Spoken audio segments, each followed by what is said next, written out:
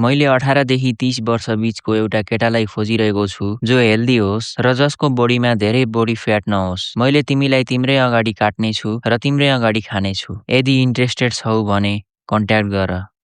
Imagine तिमीले आफ्नो laptop खोल्छौ र अगाडि यो पोस्ट तिम्रो फिडमा आउँछ। तिमीहरूलाई त अभियसली यो पोस्ट देखेर कस्तो पागल होला, के पोस्ट गरेको होला भन्ने लाग्छ। But what if I tell you, यो पोस्ट गर्ने व्यक्ति एक्चुअलमै साइको थियो र यो पोस्ट कुनै मजाक थिएन। क्यानिबल क्याफे एउटा यस्तो इन्टरनेट फोरम जहाँ मान्छेहरूले मान्छेलाई नै काट्ने, मार्ने र खाने इच्छा र फ्यान्टासिजहरू डिस्कस गर्छन्। अझ इन्ट्रेस्टिङ कुरा त के छ भने क्यानिबल क्याफेमा अरूको यी फ्यान्टासिजहरूलाई पूरा गर्न तयार भिक्टिमहरू पनि भेटिन्छन् जो आफू नै काटिन डिनरको रूपमा प्रेजेन्ट हुन तयार हुन्छन्। उनीहरूले फरक फरक तरिकाले आफूलाई खाइरहेको हेर्न चाहन्छन्। मतलब आफ्नो बडी पार्ट्सहरू कसैले खाइरहेको देखेर इन्जोय गर्ने मान्छेहरू। यो एडभर्टाइजमेन्ट जो हामीले सुरुमा देखेका थियौं त्यो कुनै र्यान्डम फ्यान्टासी थिएन। यो पोस्ट गर्ने व्यक्तिले 10 वर्षको उमेरदेखि नै मान्छेलाई खाएर इन्टिमेट फिल गर्न चाहन्थ्यो। But why? के ट्रमाले गर्दा उसको माइन्डमा यो सोच, मान्छे खाने इच्छा जाग्यो त? बिकज यदि कुनै मान्छे मेन्टली नर्मल छ भने उसको त यस्तो फ्यान्टासी हुँदैन। आर्मिन म्युसको जन्म सन् 1961 मा जर्मनीको एसनमा भएको थियो। आर्मिनको मम हाउसवाइफ थिइन् र ड्याड एउटा पुलिस अफिसर। आर्मिनको ममको यो तेस्रो बिहे थियो र पहिलो 2 बिहेबाट आर्मिनको 2वटा दाइहरू थिए। आर्मिन सानैदेखि नै एउटा डिस्टर्ब इन्भाइरोमेन्टमा हुर्केको थियो। उसको चाइल्डहुड एक्लोपनले भरिएको थियो। उसको ड्याडले फ्यामिलीमाथि त्यति ध्यान दिन्नथे र मम एकदमै कन्ट्रोलिङ र डोमिनेटिङ थिइन्। आर्मिन जब 8 वर्षको भयो उसको ड्याडले कसैलाई केही नभनी एक्कासी सबैलाई छोडेर गए र यो रिजनले आर्मिनको मम झनै कन्ट्रोलिङ, झनै रिसालु भइन्। आर्मिनको लाइफ अब एकदमै स्ट्रेसफुल भएको थियो। उसको 2 दाइहरूले पनि घर छोडिसकेका थिए। आर्मिन आफ्नो ममको कन्ट्रोलमा रोटेनबर्गमा भएको उनीहरूको एउटा ठुलो घरमा बस्थ्यो जसमा 44 वटा रुमहरू थिए। 44 कोठा सहितको घरमा 2 जना मात्र। जस्ट इमेजिन त्यत्रो घरमा एक्लै बस्दा कतिसम्म लोनलिनेस फिल हुन्छ होला। आर्मिन यो पोइन्टमा यति एक्लो भइसकेको थियो कि उसले अब हेलुसिनेट गर्न थालेको थियो। उसले कुराहरू इमेजिन गर्न थालेको थियो जो उसलाई अलमोस्ट रियल लाग्थ्यो। उसले आफ्नो एउटा इमेजिनरी फ्रेन्ड बनाएको थियो जो सधैँ उसको नजिक हुन्थ्यो। उसले उसको नाम पनि राखिदिएको थियो फ्र्याङ्की। अब आर्मिनलाई डर थियो कि फ्र्याङ्कीले पनि मलाई छोडेर गयो भने म फेरि एक्लो हुनेछु। यो सोचले आर्मिनको माइन्डमा एउटा थ्योरी डेभलप हुन्छ। यदि उसले आफ्नो त्यो साथीलाई खायो भने ऊ सधैँ ऊ भित्रै रहनेछ। यहीँबाट आर्मिन भित्र क्यानिबलिजमको फ्यान्टासी डेभलप हुन थाल्यो। ऊ सधैँ स्लटर हाउसमा जान्थ्यो र त्यहाँ बङ्गुरहरूलाई मारेर झुन्डाइएको ठाउँमा मान्छेहरूलाई झुन्डाइएको इमेजिन गर्थ्यो। आर्मिनले फ्र्याङ्कीको बडी पार्टहरूलाई काटेर प्लेटमा राखेको चित्रहरू गराउँथ्यो। जब उसले त्यो ड्र गर्थ्यो त्यसमा उसले ती बडी पार्ट्सहरूलाई प्रोपरली सजाउँथ्यो। यो सबै आर्मिन भित्रका डिजायर्सहरू थिए। बट बाहिरबाट आर्मिन एकदमै नर्मल देखिन्थ्यो। यति नर्मल कि 1981 मा उसलाई कन्ट्र्याक्चुअल सोल्जरको रूपमा हायर गरियो र उसले 1993 सम्म जर्मन आर्मीमै सर्भ गरेको थियो। आर्मिनको बढ्दै गरेको उमेरसितै सेक्सुअल डिजायर पनि एकदमै बढ्न थाल्छ। उसले आफ्नो सबै सेक्सुअल डिजायरहरू फ्र्याङ्कीलाई नै सेयर गर्ने गर्थ्यो। नर्मल्ली जब हामीले कसैसँग क्लोज फिल गर्न चाह्यौं भने सोच्छौं कि लेट्स ह्याङ आउट। बट आर्मिनको इन्टिमेसीको कन्सेप्ट एकदमै बेग्लै थियो। आर्मिनलाई लाग्थ्यो कि आफ्नो साथीको पेट चिरेर सबै अर्गानहरू निकालेर उसको बडीलाई स्लटर हाउसमा झुन्डाएर बल्ल उसले क्लोज इन्टिमेसी फिल गर्न सक्छ। आर्मिनलाई नर्मल कनेक्सन भन्ने के हो थाहै थिएन। उसको दिमागमा खाली यस्तै चिर्ने काट्ने थट्सहरू मात्र भरिएका हुन्थे। आर्मिनलाई उसको स्कुलमा एउटा केटा एकदमै फ्र्याङ्की जस्तै लाग्थ्यो र आर्मिनले त्यो केटासँग उसको एउटा बडी पार्ट माग्न चाहन्थ्यो। तर अभियसली ऊ माग्नबाट डराउँथ्यो र उसले कहिल्यै मागेन पनि र पछि गएर मिलिट्री जोइन गरेपछि त उसको सेल्फ कन्ट्रोल झनै बेटर भयो। आर्मी छोडेपछि उसले रोटेनबर्गमै कम्प्युटर टेक्निसियन जस्तै जब गर्न थाल्छ। 1990 को टाइममा जर्मनीमा इन्टरनेट पुरै बुममा थियो। जर्मनीजहरूले नयाँ नयाँ इन्टरनेटलाई युज गर्न सिकिरहेका थिए र उनीहरूलाई मजा पनि आइरहेको थियो। च्याटिङ, फोरम्स र ती फोरम मध्ये केही यस्ता फोरमहरू पनि थिए जसको आर्मिनलाई उसलाई सानैदेखि खाँचो थियो, एउटा यस्तो ठाउँ जहाँ उसले आफू जस्तै मान्छेहरूलाई भेटोस् र आफ्नो फ्यान्टासीहरू सेयर गर्न पाओस्। देन अनफर्चुनेटली सन् 1999 मा आर्मिनको ममको डेथ भयो र अब आर्मिन पुरै एक्लो थियो। डोमिनेटिङ र कन्ट्रोलिङ भए पनि कमसेकम उसको साथमा उसको मम त थिइन्, तर उनको डेथ भएपछि आर्मिनलाई उसको डिजायरहरूले भित्रभित्र खाइरहेका थिए। The desires to be close with someone, र यिनै डिजायर्सहरूले आर्मिनलाई फेरि धकेल्यो त्यही भर्चुअल दुनियाँमा जसको नाम थियो द क्यानिबल क्याफे। क्यानिबल क्याफे जस्तै अरू पनि कयौं फोरमहरू थिए जहाँ मान्छेहरूले आफ्नो सेक्सुअल डिजायर्सहरू, यहाँसम्म कि क्यानिबलिजम फ्यान्टासीहरू पनि ओपनली सेयर गर्ने गर्थे। मेनली यी फ्यान्टासीजहरू मजाकमै लेखिएका हुन्थे, तर आर्मिनले जे लेख्थ्यो त्यो प्रत्येक कुराले एक्चुअली मिन गर्थ्यो। आर्मिनले आफूले लेखेका ती प्रत्येक कुराहरू एक्चुअलीमा गर्न चाहन्थ्यो र एक दिन उसले त्यो एडभर्टाइजमेन्ट लेख्यो जसले जर्मनीको होस उडाइदियो र यही एडभर्टाइजमेन्टले एउटा एकदमै डिस्टर्बिङ र होरिफाइङ क्राइमको सुरुवात गर्यो। अर्ली 2000 मा आर्मिनले कमसेकम 60 एडभर्टाइजमेन्ट पोस्ट गर्यो एन्ड सरप्राइजिङली धेरैजनाले यी एड्सको रिप्लाई पनि गरेका थिए। कसैको यो विश हुन्थ्यो कि ऊ ग्रिल हुन चाहन्छ, त कसैले यो भन्थ्यो कि उसलाई क्रुसिफाई हुन छ, र कसैले भन्थ्यो कि उसलाई एउटा इलेक्ट्रिक हिटरले इलेक्ट्रोक्युट हुन छ। यस्ता यस्ता डिजायरहरू रिप्लाई गर्ने गर्थे उनीहरूले आर्मिनको पोस्टमा। बट जब यी सबैजनाले रियल लाइफमा आर्मिनलाई भेट्थे र उसको स्लटर रुम देख्थे तब सबैजना डराएर ब्याकआउट गर्ने गर्थे। तर एक दिन एउटा यस्तो व्यक्ति आयो जसले आर्मिनको ड्रिम्स, डिजायर्सहरूलाई पुरा गर्नेवाला थियो।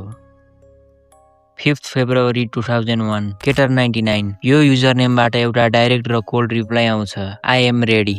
आर्मिनको लागि यो रिप्लाई कुनै इमोसनल क्लाइमेक्स भन्दा कम थिएन। आर्मिनले आफ्नो इमेजिनरी फ्रेन्ड फ्र्याङ्कीको हेल्पले केटर 99 लाई रिप्लाई गर्छ, I am glad, I would like to meet you in a person and fulfil your wish. अब हाम्रो यो कहानीमा इन्ट्री हुन्छ केटर 99 एके बन्ड जर्गन ब्रान्डिसको, एन्ड हामीले उसलाई यो कहानीमा केटर भनेरै बोलाउने छौं। एन्ड ऊ बर्लिनको 43 वर्षको इन्जिनियर थियो। ऊ एउटा रिच फ्यामिलीबाट बिलङ गर्थ्यो, बट उसको ममको सानैमा डेथ भएको थियो and Hee had this constant अर्ज फर कास्ट्रेसन। कास्ट्रेसन एउटा यस्तो प्रोसेस हो जहाँ मेल एनिमल अथवा ह्युमनको टेस्टिकल निकालिन्छ। Cater was earning quite good, but financial success भएर पनि ऊ मेन्टली एकदमै डिस्टर्ब थियो। उसको गर्लफ्रेन्डसँग ब्रेकअप पनि भएको थियो because C cut him cheating with 2 other man. उसको ड्याडले पनि उसँग कन्ट्याक्ट कट गरिदिएका थिए बिकज केटर वाज बाइसेक्सुअल। ऊ यति एक्लो भएको थियो कि उसले गे सेक्स वर्करहरूसँग टाइम बिताउने गर्थ्यो र एक पटक त उसले एउटा सेक्स वर्करलाई चक्कुले आफ्नो पिनस काट्दिन पनि भनेको थियो, but as a normal reaction त्यो सेक्स वर्करले इमिडिएटली रिजेक्ट गरिदियो। तर जब क्यानिबल क्याफेको फोरममा केटरले आर्मिनको पोस्ट देख्यो तब उसलाई एउटा होप मिल्यो, आशा पलायो, आफ्नो पिनस काट्ने र कास्ट्रेसन गराउने हो। रियल लाइफमा भेट्नभन्दा पहिले केटर र आर्मिनले 3-4 महिनासम्म अनलाइनमै कुरा गरिरहे, जहाँ केटरले आफ्नो लोनलिनेस, सेक्सुअल डिजायर्स, आफ्नो पिनस काट्ने र कास्ट्रेसन गराउने फ्यान्टासिजहरू, आफ्ना यी अब्सेसनहरूको बारेमा कुरा गर्थ्यो। केटरले आर्मिनलाई प्रत्येक कुरा डिटेलमा भन्थ्यो र आर्मिनले त्यो सबै नोट गर्थ्यो। फाइनली त्यो दिन आउँछ जसको आर्मिनले वर्षौंदेखि वेट गरिरहेको थियो। 9 मार्च 2001 साँझपख आर्मिन म्युइस र केटर स्टेसनमा भेट्छन्। उनीहरू आर्मिनको घर जान्छन् जहाँ उनीहरू एउटा म्याट्रेसमा घण्टौंसम्म कडल गर्छन् र फिजिकल्ली यति क्लोज आउँछन् कि they interlock. Then around midnight आर्मिनले भिडियो क्यामेरा अन गर्छ ताकि पछि केटरले आफ्नो कास्ट्रेसन गरेको भिडियो हेर्न पाओस्। स्लटर रुममा आर्मिनले 6 वटा छुरी, एउटा एक्स र एउटा मिट ग्राइन्डर राखेको थियो, as well as step by step human butchering guide. उसको स्लटर रुम एक्ज्याक्टली एउटा पिग स्लटर हाउस जस्तै देखिन्थ्यो। केटर जमिनमा नेकेड, खुट्टा फैलाएर पल्टिएको थियो। उसको एउटै विश थियो, somebody to bite off his penis, र आर्मिनले केही नसोची त्यसै गर्न थाल्यो। तर जब उसले पिनस बाइट गर्छ ऊ फेल हुन्छ बिकज टोकेरै उसको पिनसलाई बडीबाट छुट्याउन इम्पोसिबल थियो। सो आर्मिनले सजेस्ट गर्छ, let's use a knife, and they do exactly same. यो हुँदा बित्तिकै केटर बेसरी चिच्याउँछ र उसको काटिएको पिनसको डाइरेक्सनबाट एकदमै रगत आउन थाल्छ। रगत यतिसम्म प्रेसरमा आउँछ कि त्यो क्यामेराको हाइटसम्म पुग्छ। यति हुँदा पनि केटरले सोचे जस्तो दुखेन भन्छ र उनीहरू मिलेर त्यो चुडेको पिनसलाई खाने कोसिस गर्छन्, बट उनीहरूले खानै सक्दैनन्। त्यसैले आर्मिनले केटरलाई त्यस्तै हालतमा छोडेर उसको पिनसलाई प्यान फ्राई गर्न थाल्छ। He was cooking his penis in front of him. तर पिनसलाई फ्राई गर्दै गर्दा उसले केटरमाथि पनि नजर राखिरहेको थियो र यही कारण हाई फ्लेमले गर्दा त्यो पिनस डढ्छ। त्यही पनि उनीहरूले त्यो खाने कोसिस गर्छन् बट त्यो एकदमै डढेको हुन्छ, so they split it out. उनीहरू दुवैजना एकदमै डिसअपोइन्टेड थिए। उनीहरूले सोचे जस्तो केही भइरहेको थिएन। तर यो डिसअपोइन्टमेन्ट पछि केटरले आर्मिनलाई भन्छ, यदि मैले भोलि बिहानसम्म होल्ड आउट गर्न सके भने तिमीले मेरो टेस्टिकल्सको ब्रेकफास्ट गर्न सक्छौ। एउटा बल तिमीले खानु र एउटा बल मैले खान्छु। त्यो भिडियो क्यामेरा अझै पनि अन थियो जसमा सबै रेकर्ड भइरहेको थियो। त्यसपछि आर्मिनले केटरलाई उठाएर बाथटबमा राख्छ र उसलाई त्यस्तै छोडेर बुक पढ्न जान्छ। लगभग रातिको 3 बजेतिर जब आर्मिनले केटरलाई चेक गर्न जान्छ तब उसले देख्छ कि केटर उभिन पनि सकिरहेको थिएन। ब्लड लस र इन्टोक्सिकेसनले गर्दा केटरले आफूलाई सम्हाल्नै सकिरहेको थिएन। केटर जोरदार तरिकाले बाथटब भित्रै कोल्याप्स हुन्छ। एट दिस मोमेन्ट आर्मिनले फाइनली रियलाइज गर्छ he is no more. Then उसले केटरको हात खुट्टालाई टेबलमा रसीले बाँध्छ र एउटा किचन नाइफले केटरको बडीमा घाँटीमा 4 पटक स्ट्याब गर्छ। आर्मिनले बिस्तारै केटरको औँलाहरू एन्ड बल्सलाई काटेर अलग अलग गरिदिन्छ। देन आफ्नो त्यो शार्प एक्सले उसको टाउकोलाई बडीबाट अलग गरिदिन्छ। बट ऊ अझै रोकिनेवाला थिएन। He was going to use every tool of his slaughter room. उसले एउटा मिट हुक लिन्छ र हुकलाई केटरको स्किन चिर्दै छेडेर निकाल्छ र उसको बडीलाई उल्टो पारेर झुन्ड्याउँछ। देन कुनै एनिमललाई सफा गरे झैं उसले केटरको सबै बडी अर्गान्स जस्तै लिभर, किडनी, इन्टेस्टाइन सबैलाई निकालेर साइड गरिदिन्छ। अब केटरको एक्सटर्नल बडी मात्र बचेको थियो। देन अगेन उसले आफ्नो एक्स निकाल्छ र जोर जोरले हानेर केटरको बडीलाई 2 टुक्रा पार्दिन्छ। उसले त्यो बडीलाई धेरै टुक्राहरूमा डिभाइड गर्छ। देन त्यसलाई प्लास्टिक ब्यागमा राखेर एक्सट्रिम फ्रिजिङ टेम्परेचरमा फ्रिजरमा राख्छ। Then he covers them with pizza boxes. आर्मिनले केटरको सबै हड्डीहरू एज वेल एज स्कललाई आफ्नो गार्डनमा प्रोपरली गाड्दिन्छ। He was finally feeling good. ऊ एकदमै खुसी थियो बिकज उसले अब आफ्नो लाइफ टाइमकै सबैभन्दा बेस्ट डिनर गर्ने वाला थियो। उसले फ्रिजरबाट मासुको एउटा पिस निकाल्छ र त्यसलाई पेपर र गार्लिकको साथमा प्यान फ्राई गर्छ। उसले यसलाई आफ्नो फेभरेट वाइनसँग कन्ज्युम गर्छ। अकर्डिङ टु हिम त्यसको टेस्ट बङ्गुरको मासु जस्तो थियो तर हल्का तितो र चपाउन गाह्रो। But overall for him it tasted so good. केही रिपोर्ट अनुसार त ह्युमन फ्लेस खाएपछि उसले यति इन्टिमेट फिल गरिरहेको थियो कि ही स्टार्टेड इजाकुलेटिङ। आर्मिनले नेक्स्ट 10 महिनासम्म केटरको जो 20 केजी मासु थियो त्यो खाएको थियो र यी 10 महिनाकै बीचमा पुलिसलाई रिपोर्ट आउँछ कि कुनै यस्तो व्यक्ति छ जसले यस्तो कामहरू गरिरहेको छ एन्ड जसले पुलिसलाई टिप दिएको थियो ऊ पनि त्यही फोरमहरूमा जान्थ्यो जहाँ आर्मिनले पोस्ट गरेको थियो। 10 डिसेम्बर 2002 पुलिसले फाइनली आर्मिनलाई ट्र्याक डाउन गर्छ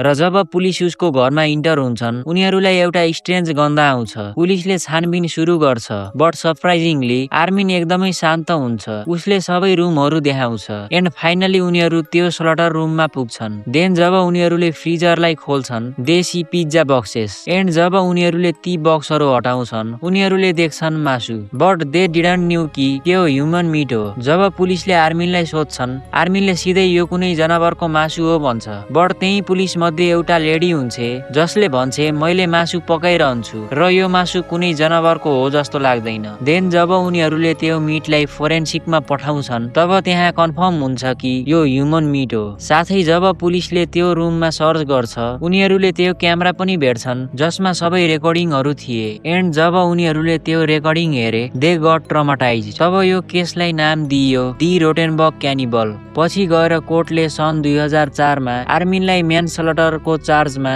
8 वर्ष 6 महिनाको सजाय सुनायो। यही समयमा केटरको ती हड्डीहरू जसलाई आर्मिनले गाडेको थियो ती निकालियो र केटरको बोयफ्रेन्डलाई पठाइयो। तर जब ती फुटेजहरू फेरि चेक गरियो त्यहाँ थाहा हुन्छ कि आर्मिनले केटरको घाँटीमा स्ट्याब नगर्दासम्म केटर मरेको थिएन। मिन्स कि केटरको डेथ आर्मिनले स्ट्याब गरेर भएको थियो। एन्ड यो कुरा थाहा पाएपछि कोर्टले पछि गएर आर्मिनलाई लाइफ टाइम जेलको सजाय सुनायो।